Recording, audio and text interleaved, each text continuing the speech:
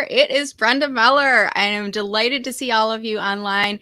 I want to make sure the stream is working. Could you do me a favor? Could you please leave a comment and just say hello if you could? That's kind of like the mic tap. It's like us saying, is this thing on? And making sure the microphone is working.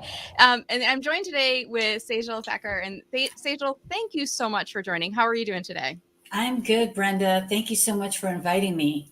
Well, I am looking forward to this conversation today. And as I was clicking go live, I'm always like keeping my fingers crossed that the technology is working, but I got an error message saying Facebook didn't pick up, and I live streamed to LinkedIn, to Facebook, and to YouTube. So I'm going to wait until I see at least one person in our comments saying the live stream. Okay, I see a hi coming from LinkedIn user. That means it's picking up good. I always get a little bit of like a panic, like, oh, we got to like start the stream over. But it looks like we are in good shape. So again, if you are watching us live or in playback even, please drop a comment below. That lets us know that you're able to see us, that the live stream is picking up. And you can see right above us here, our topic for today is how to identify and mitigate your hidden biases. And before we jump into that conversation, Sejal, I want you to take a few minutes if you could. I know a little bit about you. We're kind of getting to know each other. We did a phone call a little while back, but you came to me by way of Val 2s, if I'm not mistaken. And I'm still getting to know you. I'm really fascinated about your background, but there may be folks that are listening in right now that haven't heard of you. So could you take a few minutes, tell us a little bit about who you are, what you do, and who you help? Oh, thank you so much. So I'm an employment law attorney. I've been licensed in California since 2003. So for a large part of my career, Brenda, I was a defense attorney. So I was representing leaders in cases that dealt with harassment, discrimination, and other kinds of incivility in the workplace. And I did that for about 10 years. And when my son was born 10 years ago, I decided, you know what, I want to be at home with my son. So I decided to leave the litigation land and really started doing training as something that I'm super passionate about, something that I wanted to be education focused, helping to create better cultures. So in 2017, I decided to just start my own business called Train Extra. And now I do workshops and trainings for employers all over the globe on various topics. That's awesome. Well, I think this is like definitely right up your alley. And I love hearing the background story too, and kind of the passion project. And sometimes it's great that there's different paths to career success. And, I call this show Enthusiastically Self-Employed because I think there's so many people out there that are choosing self-employment as a career path, whether they're coaches, consultants, speakers, or authors. And I think there's a lot that's to be said about being passionate about the work that you do. And it sounds like the topic is something of a passion project for you as well. So we're going to be talking about how to identify and mitigate your hidden biases. I want to start with a question. And there may be people watching that are like, hidden biases, what does that mean? So what would you say to that, Sejal? Yes, I think that's the point. That's why I do this work, is because a lot of people don't really understand it. So a huge part of my journey, both from a personal perspective as well as professionally, was really learning about our unconscious, or what you called hidden biases, right? And understanding that people need to understand there was a huge lack of awareness, education on this topic. So when we talk about hidden biases, what we're really talking about is, there's so much information that's constantly coming at us, whether it's something that we see, something that we feel. Harvard did some research that said that if you think of our brain as sort of like a computer operating system, our brain is processing close to 11 million pieces of information every single second, right? And so a lot of that processing is happening unconsciously, so we're not aware of it. And as a result of that, and it's because, we all have different lives, we're exposed to different things. It creates these sort of shortcuts. And so when you see someone now, your brain takes this rapid shortcut, like literally in a blink of an eye, and you make this snap judgment about somebody. Those are your hidden biases. And it's based on your own lived experiences. It's totally normal. Again, if you have a brain, right, you have bias. And so it's just something that, for example, I like to just give examples so that way it makes it easier for someone to understand, right? So I have a 10-year-old son. He is literally the center of my universe, right? And so if I see somebody on the street that reminds me of my son, I'm going to have a favorable bias for that person because I'm a mother. I love my son. And it's normal for me to have a positive feeling towards this person. That's a positive bias. So your hidden biases could be positive or negative. right? And so we're going to be talking about how we can identify them and how we can mitigate them on today's show. And I'm guessing, Sejal, there might be some people that are like, okay, biases. I don't have any biases. I'm a Right. very open, understanding person. I welcome all races, ethnicities, nationalities, everything. I'm very open-minded to all those things. Biases sound very negative. And what I heard you just say is we all have them, and it's okay because it's part of like our culture, our upbringing, right? It's part of the world and the society that we live in. Would you agree? Absolutely. And actually what you just said is the exact reason why I did my first TEDx talk.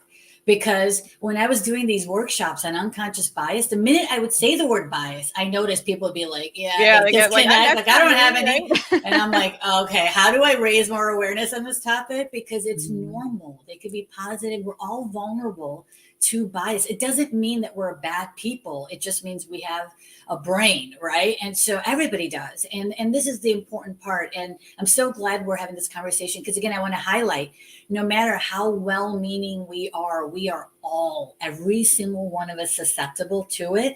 It doesn't mean we're bad people. And the good news is that there's been so much research done in the last decade that tells us that we could retrain our minds so we don't have to be victims of our unconscious biases, right? And we'll talk a little bit more about why it's so important to do this work. That's great. And I think let's get comfortable with the uncomfortable because this topic might be one where people are like, well, I don't want to talk about the things that I could have by like now you're like opening my mind to it. And I even see like Jeff in comments just said, if you have a brain, you have a bias, repeating back what you're saying. And it's like, okay, now we're going to get a little uncomfortable with this topic. And we're here not just to talk about the fact that there are hidden biases, but let's talk about how to identify them and then how to mitigate some of those. So what would you say for us on there? Absolutely. So, I think again, there are simple tools to help you do this, but I want to start off before I tell you the tools.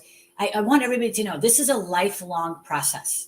Yeah. Okay. So people think it's just like, tell me the tools. I'm going to sit down and I'm going to knock them out this Saturday. And I'm going to know every single bias I have. And I'm going to I'm going to mitigate them. No, that's not how it works. This is a lifelong process, but it's worth putting in the time and energy to do that because you're going to improve the relationships that you have with the people in your life, including your loved ones. Right. So the first tool really is simple. Is that, that's the thing about these hidden biases, Brenda, is that they're hidden from us. But everybody else around us, especially the people that we spend a lot of time with, they can pick up on your hidden biases, right? So find somebody, a good friend, someone that you trust, not the person that's going to tell you whatever you want to hear. That doesn't really help us grow, right? But the person that you feel comfortable having these uncomfortable conversations with, the ones that you call when you need a helping hand, the one that you lean on, the person that truly has your best interest at heart, reach out to them and have an open conversation with them and ask them for feedback. Say, hey, when you see me making really important decisions in my life, like, if you're a speaker, your audience, who you're speaking to, right? If you're a trainer, the HR people you're dealing with are important decisions and who I spend time with. Mm-hmm. Do you think that my thinking is biased in any way? Or maybe use a different word. Yeah. Do you think I have a preference? Right? Just use whatever word. I started replacing that word bias with the word belief in my workshops because I know it just resonates badly with people, right? Yeah, like bias, it kind of like charges you up. Yeah. It feel like angry and gets you clenching versus preference might feel like, oh, okay, right? Yeah. A little bit more. Do you notice that I treat people favorably in any situations, right? Just ask for feedback or just say, when I make important decisions, am I making it based on facts or assumptions, right? Talk to this person and ask for feedback. A lot of times we don't want to ask for that feedback, Brenda, because we're afraid of what they're going to tell us, right? We're afraid of the answer, but we have to overcome, like you said, we have to overcome and have these uncomfortable conversations, overcome our fears to learn more about what our hidden biases are. Because if we don't do that, right, it can lead to harmful outcomes. And if we don't check them, we don't mitigate them, it can lead to the prejudice and hate that we're seeing so much of in this world that we all can do a lot without, right? So that's the first tool, is to ask somebody for for them to be brutally honest with you about what are some of my biases. Another tool, it's online, it's free. You could do it in the comfort of your own home in your pajama pants, right? Nobody needs to know. It's called the implicit association test, right? It was a bunch of bigwig psychologists from Harvard, from University of Virginia, University of Washington. They got together and they created this tool. I don't like calling it a test, honestly. It's not a test. It's not a pass or fail, right? It's a tool. It's called the implicit association test. Just type in Project Implicit on Dr. Google and they'll spit it out for you, right? You sit down, it's broken out into a number of different categories. And you sit down and it tells you what your natural tendencies are. I mean, think about how valuable that is, right? So now when you're making these important decisions, you can then say, oh, wait a second. So I'll give you an example. I'm huge on stories and examples to hammer these points home, right? So I took a version of this one, right? But basically what it said was, it asked me these 4 questions. And it said, okay, if you're, again, I just mentioned I have a son.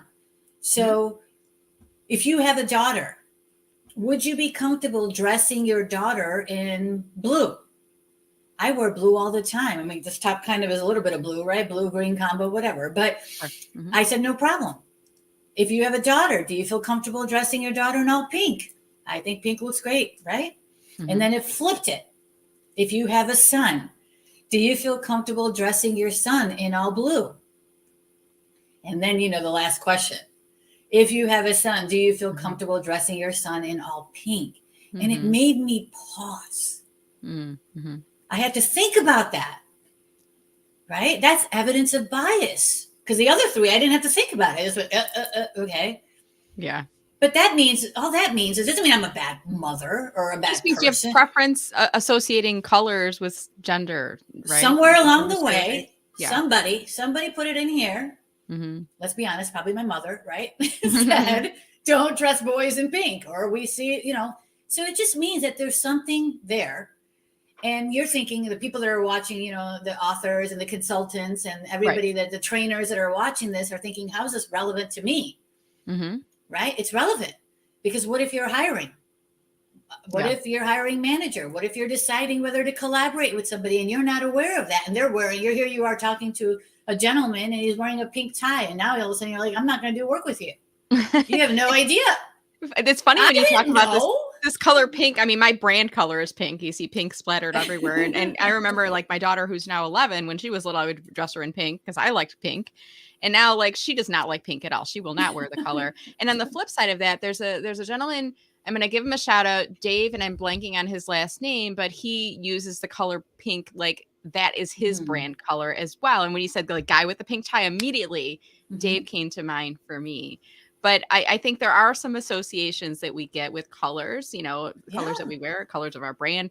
I think it's definitely relevant. I've never heard of that test. And the implicit, what was it called again? Implicit association test. Thank you. And I put it in, I put it up on screen and I also pulled the webpage for people to look at later. I'll put it in show notes so people can check that out. But I'm going to check it out myself because I'm kind of curious. Yes. So I think it can definitely kind of uncover some of those preconceived notions that we have that are, like you said, mom and dad taught us, or our parents or guardians taught us growing up. Right. Yeah. And it doesn't mean you're a bad person. I mean, it's only bad when you don't know about it. Right. And now you're making decisions based on it. Right. So do this work so that you do know about it, so that the next time you're in that situation, you can say, let me check that pink bias at the door over there. It could be about accents. It could be someone's skin color. It could be about someone's hair. It could be about the kind of music they like. It could be whether, it could be anything. And again, don't forget, it's not just that it's a negative bias. It could be a positive bias towards that person, right? So accent is a perfect example. Perfect example. Like my parents had accents, Indian accents. They're immigrants from India, right? And so I don't have an accent. I was born and raised in Chicago, right? There might be people watching this that say, yes, you do. You have an American accent, or you have a Midwest accent, right? And I think it probably comes a little bit from where we are in the world. It's true. Great point. But I don't hear an accent when you're speaking at all. A foreign accent, right? Great point. Foreign accent, right? But it wasn't until I got when I started practicing law, and there was a woman sitting across from me, an Indian female. I'm Indian. female, right? Yeah. She had been filed a complaint that she was being harassed by a male coworker, right? I've been harassed I've been harassed and bullied as a child. So if you just heard those simple facts, you might be like, Sejal, you probably were like more on her, leaning in her way to help her and go for it, right? But the minute she opened her mouth, she had an Indian foreign accent. And I was made fun of because of that. So I actually had a negative bias towards her because of her accent. And I picked up on it and I was like, whoa. Yeah, where was that coming from? Where, Yeah, what? you're I have a sensing. strong reaction, and that's the third tool, right? I talk about this in my TEDx talk. My first TEDx talk is really, if you kind of think about it, and I break down these very complicated concepts into something super simple so people can understand it. But if you think about the difference between your conscious bias and your unconscious bias, it's literally a matter of speed, right? Our unconscious biases are happening like this. And so if we just pause in that situation, what I did was, I know better than to react to this. I'm like, wait a second, this doesn't make sense. Like, I want to treat everybody with dignity and respect. And why am I having this negative feeling towards her? So I held off. This is the third tool, right? Whenever you have these strong reactions towards people, whether they're positive or negative, you want to pause. So in my first TEDx talk, I give this HAT acronym. H is for hold off, right? Pause. Don't react to that initial impression, that initial judgment that you feel right away, that comes like right away. And sometimes they're strong and they're powerful. And then you want to ask yourself, and this is the A in the HAT framework, is you want to ask why. Why am I having this feeling, this strong feeling towards somebody that I'm just meeting, especially in situations where they're different than you, right? Ask yourself why. And then you want to ask yourself, are there objective facts to support this assumption? Now, you want to be careful because there's another bias called confirmation bias, right? So this is where we have an initial impression of someone, and now we start, without even knowing it, unconsciously, we start looking for evidence to support that initial impression. So you want to be careful you're not doing that. You want to be very intentional to say, are there really objective facts to support this assumption? Because it's not often. We don't stop and think. We just react based on these assumptions we make about people. But when you actually start doing this and you start applying this third tool, then you can take action. And that's the T in my HAT framework. You can take action, right? Based on the conclusions that you come up with after you've thought about it, and being more deliberate, being more intentional. It's scary, Brenda, because when you start doing this work, what you realize is a lot. I'm talking about a lot of our unconscious biases or hidden biases that we have are actually the opposite of what we currently believe. Yeah. So you're engaging in all these behaviors that are contrary to the messages that we want to send each other. And again, especially the people we're interacting with, the people we care about, right? So I want to back up a little bit, because you had an acronym and I was trying to type them in, but I was also trying to listen and watching. It's like when you're piloting and co-piloting, your brain's like, it's a lot. So could you just summarize for us again the letters in HAT and what each of those letters stood for? Yeah. So it's HAT. H is for hold off, right? That's where you want to pause. The A is for ask why. Okay. Right? You want to look for those facts. And then the T is for take action. Okay.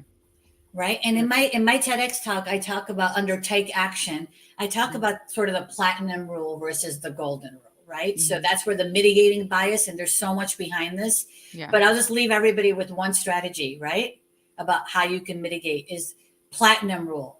You know, we all grew up with the golden rule of treat other people how you want to be treated. Right. Yeah. And I'm really out there advocating to add, not take away the golden rule, but add to our toolbox the platinum rule, which is to treat people in how they want to be treated. Oh, I like that. That's good. So it's not how I want to be, because how I might want to be treated could be very different from how Brenda wants to be treated, how my son wants to be treated, how anybody wants. So that's very important, right? Because what that does is it forces you to connect with that person and get to actually know them. Mm-hmm. Because you can't treat them how they want to be treated unless you actually know who Brenda is, Yeah, right? and you may not know those preferences. And you Right. remind me, Sejal, when I used to work in corporate, when I would onboard a new employee, part of the questions I would ask them is, if you're doing a good job, how do you prefer to be recognized? Is it okay if I do so publicly in a team meeting? Is it okay if I give you a gift card? If so, do you like Panera or Starbucks or Tim Hortons or Amazon? Like, let me, and they're like, they're just getting started working with me. They would always get very nervous, but I would be like, I know the day will come when you're going to do a great job and I want to acknowledge you, but I want to do so in a way that you feel comfortable with. You might be embarrassed me calling you out in a team meeting. I might give you a coffee gift card and you hate Starbucks, right? So I want to make sure I'm acknowledging you in that way. And I think that's similar to what you're saying in the platinum rule. Would you agree? Yes. Very similar. And it just makes you look outside of yourself, Mm-hmm. to try to put yourself in the other person's shoes, to feel what their experiences have been about. And you obviously want to approach these conversations with openness, right? Mm-hmm. And curiosity, right? And so asking questions is so important. Thank you for sharing that example. Yes, I do Yeah, agree with that's that. That's awesome. And we're gonna move into some Q&A in a little bit here. And I'm gonna remind everyone up on screen, if you want to start dropping your comments or questions for Sejal into the chat, you can do so. I always tell people there's about a 30-second delay from the time I say the question until the broadcast hits where they can hear it, and then another 30 seconds to a minute before their questions start to come in. And if you're joining us late, I want to invite you to come into the conversation, join us in chat. And we're talking today about how to identify and mitigate your hidden biases. And I've heard you share several techniques about, identifying, and then let's maybe shift gears into the mitigation part. Now what do we do? Now we're aware of the fact that we all have probably some hidden biases or preferences, as you were saying earlier. You gave us a hat technique to talk about. Talk to us about other techniques on how to mitigate some of those biases that we've identified. Yeah. So, look, the T, right? Take action, platinum rule versus gold. That's a mitigation strategy, right? And we have to hold ourselves accountable for doing this work, right? For engaging in that self-reflection, for continuing to learn and analyze our behaviors. So I like to say, set aside some time, a me date, every couple of weeks, just set aside an hour to reflect on the interactions that you've had with people. What went right in that interaction? What went south? What could I do to improve that experience with this individual? Right. And especially in this hustle culture of just one thing to the next, you and I were talking about this earlier. It's like, how did I do this to my day today? Like I've got two, it's like, we're just go, go, go. But it is critical Yeah. to stop and hold yourself accountable and to look within, to figure out, why am I having this? Why is it that when this person got in the elevator, I clutched my purse? Right. Yeah. Like, why did that just happen? That doesn't happen all the time. What is it about that person that's making me feel nervous? Right. I remember the story of, I did this presentation in Southern California, and I got to the airport. It was one of those days where I had a back-to-back day. I didn't eat anything all day, starving. I get to the this one of those bar restaurant things you walk around, and Sure. I found a seat. It was packed. Everybody's flights were delayed. And then there was a gentleman that was sitting there, and this guy had this mohawk, literally. The tips were like 6 feet high. They were all different colors. His nails were all different colors. He had better looking beads on than I did, right? And he stood out. Yeah. He totally stood out. And I was like, oh, okay. I was like, whatever. I just need to sit down, get some food, grab a drink, and go, right? So I sit down, and then we started talking, because one of my rules at airports is like, don't get on your computer, just like pay attention. I've had some of the See the world. I mean, you get so many interesting people at the airport. Best conversations like this one. So I just sat down, and then like we started having a conversation organically, and he turned out to be one of the coolest people I've ever met. Like, he lives in Vegas. He's got his own hot air balloon company in Vegas, and he's a hot air balloon pilot. He flies around the world in hot air balloon competitions. But the one thing, he said a couple of things like hot air balloon competition. I was like, I didn't know that was a career option. I wish I would have known that. We can choose that. When they ask you at school, what do you want to be when you grow up? We can choose that. I would have skipped law school altogether. Are you serious? But the second thing that he said, Brenda, really resonates with me, and he said this, he's like, you were the sixth person that literally stood right there. Really? They looked at this empty seat. did the same thing. We all do this. Looked at the empty seat, looked And at me. You look to see who's next to you. And right? decided to walk away and not sit there. Yeah. This is a crowded airport. I'm not talking about a dark alley where you might be like concerned. there's not a lot of choices. It's either sit on a seat next to Mohawk guy or not sit. Isn't that sad? Yeah. 6 people walked away and missed out on this incredible experience. And by the way, the following, like 2 months later, I was doing a conference in Vegas, and I called them up and I got a hot air balloon ride with champagne. Oh my God, right? that's so cool. Yeah. And awesome. I'm going to do that again when I go in July.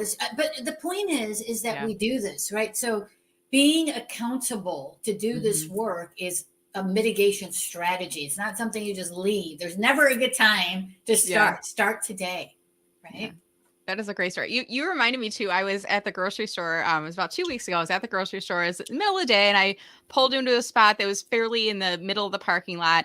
It was one of those, like, there's only so many spots, so you pick the first one you get to. And as I'm getting out of my car, I notice there's a guy in a car next to mine. And he's got his hood up, and he's fiddling around. It looks like he's having some car problems, and I could see he's trying to make eye contact with someone in the parking lot. And I'm a woman by myself in the parking lot, and I don't make eye contact with him. I go into the store, and I hear him picking up on conversation with somebody behind me and saying his battery died. And the guy's like, well, I don't got jumper cables. He's like, I have them. I just need somebody to jump my car. And then I kind of went off and did my shopping. I just picked up a couple things and walked back to the parking lot. At the same time, his car had started at that point. And I said, at that point, I made you don't know, because you hear these horror stories of men with women in park pulling them into their cars. And I said, I said, is your car all set? And he said, yeah. He's like, I didn't want to ask you because I know, how it can be. And he's like, I wouldn't want my wife to be approached by a man in a parking lot asking her to. And I said, I really appreciate that.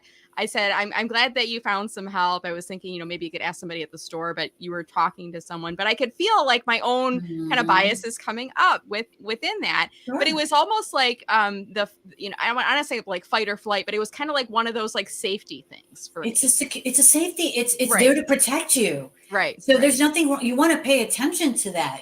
That it's our secret weapon that we all have, that intuition. That's a huge part. So it's not a bad thing. It's good. That means your radar is working right. You're aware. And I mean, it's the same thing. Like some women will walk with their keys, like they saw, like with the claw, like you have the keys pointing out just in case it's a little bit of a safety thing. But I think sometimes in your case, I mean, it's a seat at an airport bar versus standing up. And when he's saying, you're the 6th person that came by, and like you said, you got a lovely air balloon ride out of the situation after you visited there. So what I'd like to do now, Sejal, is I want to change gears a little bit. I want to pull our audience into the discussion.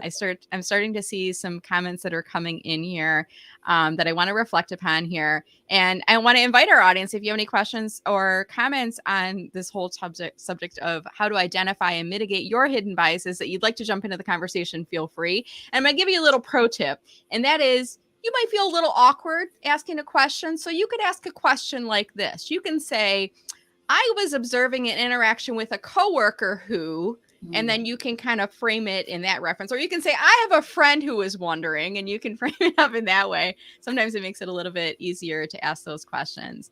I see Michelle Griffin joining us, and thank you so much, Michelle. Great to see you. And I see a lot of people commenting on your HAT acronym, Sejal, giving a whole new meaning to wearing many different hats. So they're really liking that acronym. Yes, watch my TEDx talk. That's the whole thing. I'm going to add one more hat to your wardrobe. I love it. And I'm going to drop the TED Talks in the comments here. There's 2 different links that you would give me. I'll put those both in there. I'll put those in the show notes as well for folks that are watching. All right. I see a question coming from Joey. Hey, Joey, how are you today? And Joey is asking you this, Sejal, short of stopping ourselves from letting our hidden biases take hold, how do we stop them from taking over? What would you say to Joey? Yeah, it's a great question. And again, it's as you start doing this work, right, you start identifying what those potential biases are. So then you can start challenging them, right? Then you can challenge the elements of whatever it is that's perpetuating these beliefs, right? So when you start asking yourself, why am I thinking this way, right? By being honest with yourself, you can challenge those preconceived notions you have about people. And then you want to do the opposite, right? You want to practice those inclusive behaviors. You want to, I always say this, we need more empathy in the world, right? So have empathy and practice inclusive leaders. So if you're in a position where you can be an ally to that person, right? Where you can have their back, where you could speak up for them, where you could create space for them, where you can amplify their voice, where you could do something to support that person. That's where you can start being a better ally, right? It's to say, let me support her. I mean, she's working really hard to get this message out. Let me amplify her message, right? Somebody reached out to me because I just released my second TEDx talk and I want people to hear it. It's an important conversation. And one of my ally friends, reached out to me and he said, look, I love your message. Let me share it on my network. And I'm like, I would love that. Thank you. So awesome. You want to challenge yourself, right? To grow and grow beyond your preconceived notions. And you can do that, right? Everybody can do that. That's awesome. And I see some other comments. I'm not going to pull them up on screen, but one in particular talks about, biases. Sometimes they're not negative. Sometimes they can be positive biases, which made me think, you and I are both speakers. And I don't know, Sejal, if you've ever had this happen where you're booked for an event and you look at the speaker lineup and you are the token female on the speaker lineup, right? Or you look at the diversity of the speaker lineup and there really is none. There are all white people on the lineup, or there's other forms of diversity that don't exist. Age diversity, for example, everybody's like young or, a certain mix. What are your thoughts on that? I mean, is that something, any advice for people if they are in the speaking business and they're seeing there's not a lot of diversity? Have you ever addressed that, or any thoughts on that? I mean, that's typically the case, that I'm usually the only female that's color, minority colored person of color on these panels. That's even when as an attorney, I was typically the only one in the room. So I'm used to it. It's not an issue. But again, going back to being an ally and realizing that if you're in a position of privilege, first of all, don't ever go to any person of color, anybody that's doing this really difficult work of diversity and inclusion and ask them to speak for free. Let's start there. Stop doing that. Right. If we all stop doing these things for free, I mean, like the speaking gigs I'm talking about, right? For free, then we'd all start making more money. Right. I think especially if they're charging for the event, I mean, I could see even I'll say events like TEDx Talks, typically they, you don't get paid for that type of a venue, but you are getting paid in terms of getting on the TED stage and the visibility and the platform that you get. But I've seen other organizations, they'll ask you to speak, and we just, we're coming out of February, which is, International Women's Day, or maybe it's beginning of March, but and I've heard so many stories of women being asked to speak on gender equality on International Women's Day at an event where people are paying for tickets and they're not being paid as a speaker. No, don't do it. Say no. But if you, going back to what I was saying, if you are in a position of privilege where you can say, you know what, I know a wonderful speaker that could add diversity to this panel, and make that recommendation. Whenever I do speaking conferences, I always ask the host, do you need recommendations for speakers? Let me know. And then I give names of people that I know who are sharing important messages that can add value. And I want to bring diversity to this table. And I'm talking about all kinds of diversity, right? So I love that. Yeah. So we got two comments. This one's a little bit long, Sejal. So I'm actually just going to read this off instead of pulling it up on screen. Otherwise, I think this is a StreamYard issue. If you show a really long comment, I'm going to show it, I'll read it, and then I'll take it off of the screen here. But if it's a really long comment, it actually fills the screen, so we can't see. We have to look over top of the video thing. I know. So Crystal is asking, could you speak to how prototype bias, our preconceived notion of whom we think will be right for a particular role based on stereotypes, whom we've seen succeed in that role in the past, impact women advancing into the C-suite? I think this is a great question here, Crystal. And Crystal saying, I believe we want to change our predisposed beliefs of who would be successful based on race, gender, sexuality, sexual preferences, age, or other dimensions of diversity. Let me take the comment off so you can see us again here. Thoughts on that, Sejal? We absolutely need to do better in these areas. Agreed, 100%. And there's tons of research and statistics that support what she just said in the comments. It's not just her opinion. If you look at Fortune 500 companies and you look at who are the CEOs of this company, only 5% are women.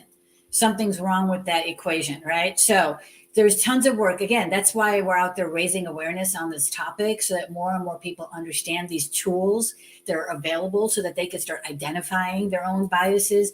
This is the only way we can challenge the elements of status quo, just like the ones you're speaking in, and change those behaviors that are perpetuating those flawed beliefs. Right. So this is why I am doing this conversation. This is why I did the TEDx talk. And this is why I do my workshops, is to change status quo on this topic. So I love it. And I wanted to add to that too. And I think you and I, we share a lot of the same philosophies and beliefs. And I think sometimes in this question of filling the C-suite with certain types of positions, I think you have to look at the leadership team or the board and who is making the selections. And I've heard this, and I want to see if you have any thoughts on this too, Sejal. If it's an all white male leadership team, there is some likelihood that there's some hidden biases that they're going to choose white men because they surround themselves mainly with white men. So having some more diversity in your leadership team or in your board may help, and I've seen so many things, even in like TV commercials, they're like, was there a woman involved in that committee? Was there a person of color who was involved in that decision? Great point. Thoughts on that?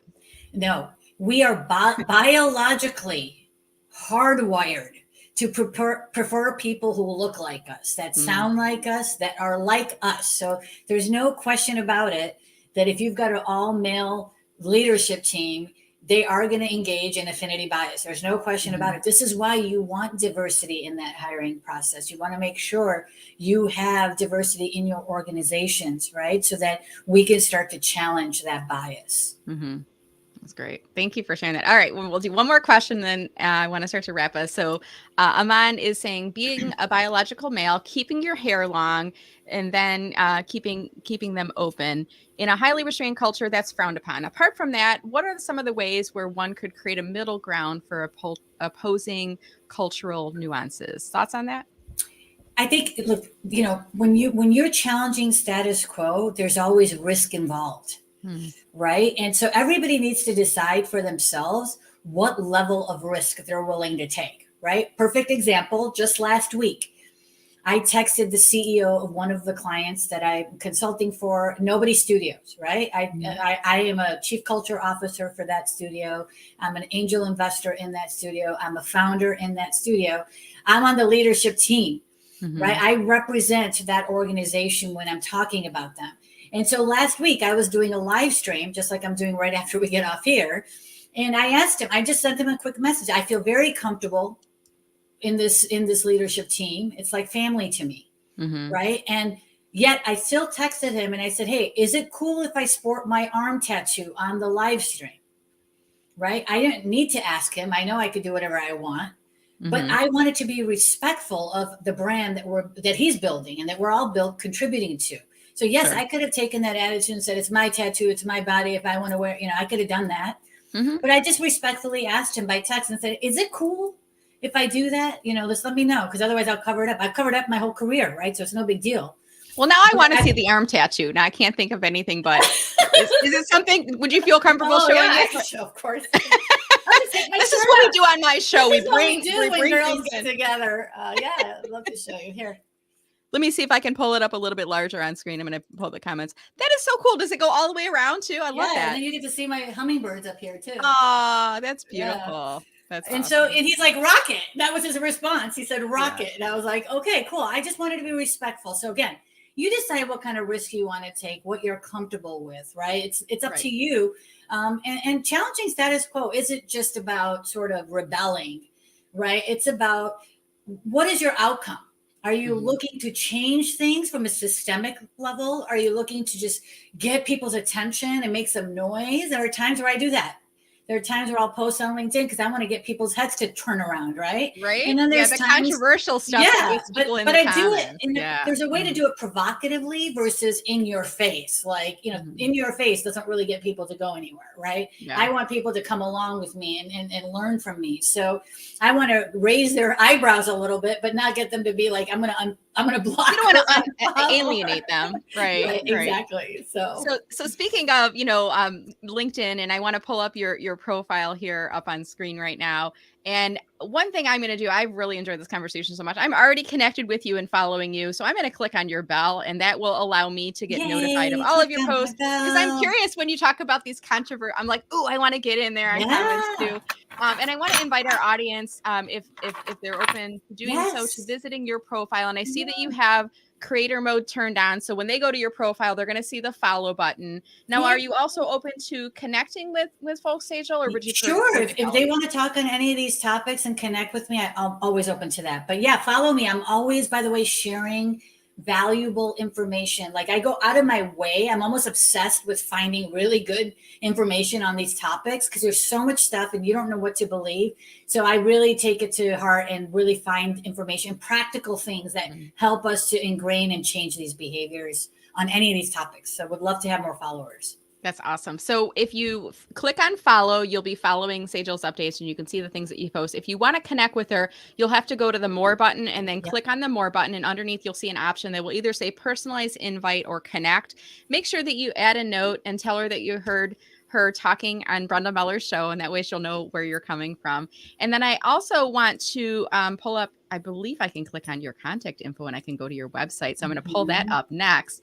And as we start to wrap up our conversation here, Sejal, could you just remind us if people want to learn more about working with you, maybe booking you to speak at their organization or event, or, what are the other services that you offer? Can you give us a little bit of that overview? Sure. So you can go to my website, Train Extra, and it tells you, I really want to help proactively create cultures that are safe, that are positive, that are inclusive. So I offer a number of different workshops. You can go into course info, look at the different workshops I offer.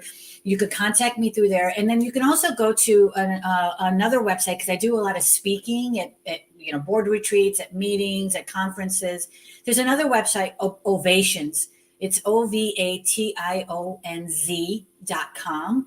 Okay. It's one of the companies that's coming out of the venture studio that I just mentioned, Nobody Studios. But on there, I've listed some, let's say you're having a meeting with your managers and you want to spice up that event and you want to bring me in for like 15 minutes to just kind of give some inspirational talk. You can find me on there. You can book me right on there. It's virtual. It's on demand. You can pay right on there and book me for an event, and some of these meetings could get so boring, right? So let's spice them up. Let's have some fun. I can even sport my tattoo if you want. I mean, right. Yay. I love it. That's awesome. Well, that's good to know. Thank you so much for that overview. And I'm going to drop the links into the chat, into the show notes later so people can check that out. So, Sejal, this has been such a delightful conversation. Any final comments for us on how to identify and mitigate your hidden biases as we wrap up? Yeah, just one closing thought. One of the reasons why I do this work, and we've talked about several already, is that I truly believe, Brenda, that if people did more of this work to identify their own biases, right, that we all have, it's normal, and they do this work of the things we've talked about to mitigate their strategies, then less people in this world would feel like they're excluded, right? And it's so sad.